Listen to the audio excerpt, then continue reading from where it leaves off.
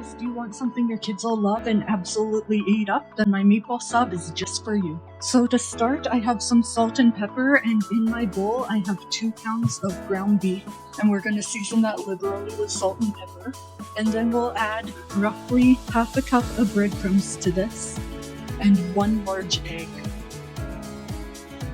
Now I am just going to set this to the side, and using only one hand, I am going to mix that all in until it is thoroughly combined, but don't overmix it because you don't want your meatballs to be tough either. And now next, since our meat is in the perfect firmness, we are just going to start by pre-scooping our meatballs like so, and then we'll roll them out. And you can do these as big or as little as you want. You can always cut these in half if they're too big for some people. And now roll these out, but don't compact them too much. And now that you have your meatball formed, just drizzle it with a little bit of olive oil just to get it going on each meatball. And now I am just going to bake these at 400 for 30 minutes. And I will show you guys what to do after they're finished baking. So the next thing we are going to do to kind of make our sauce for these sandwiches is we are just going to put a little bit of oil in our pan. This is the next day, so what I am going to do is I'm going to heat my meatballs in the sauce itself, which is perfectly okay because they were already cooked, and none of this has meat in it, so I should be good to go there. And what I am going to add to the pan is about half a cup of onions, and some garlic, about 1 or 2 tablespoons, because I want this to be extra garlicky. You'll see why in a second here I'm saying that. But then I am also going to add in some Italian seasoning, just to give it some flavor. If you have a really good quality marinara sauce, you can definitely just use that for the sauce and heat it up before you put it on your sandwich. But I didn't have any, so I'm making mine from scratch, and it is so easy. So while we are waiting for the onions to become translucent after we give it a stir, which I should do here now, then we are just going to start making our garlic and herb butter to go on our bread.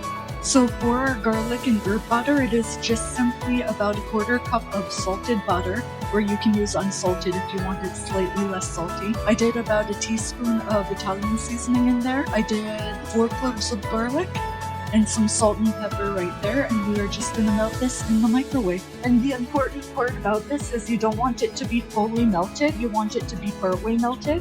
And I am just going to give that a quick stir and slather it on some French bread. And now we are just going to preheat our oven to 400 degrees so we can toast the bread. And now that our onions are nice and translucent and thoroughly cooked through, meaning they're just clear in color, I am now going to add 1 15-ounce can of tomatoes.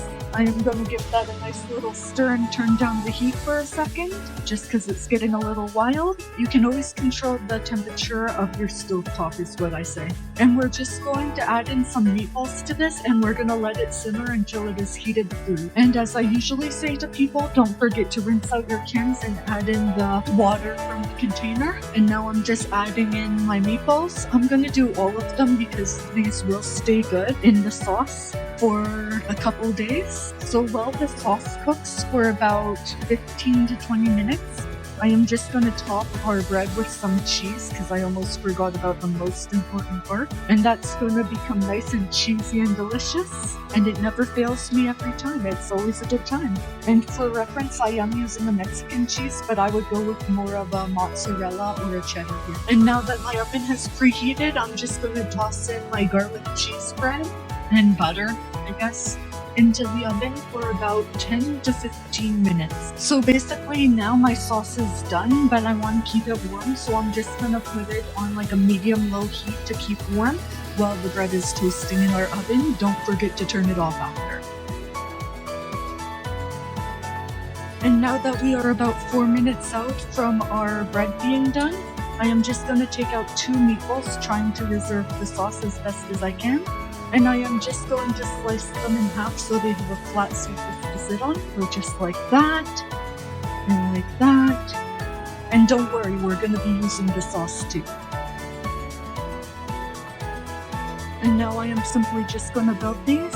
So I am doing more of an open face sandwich here. So what I am going to do is I am going to put 1 full meatball per sub on here. And then I am going to top it with some sauce.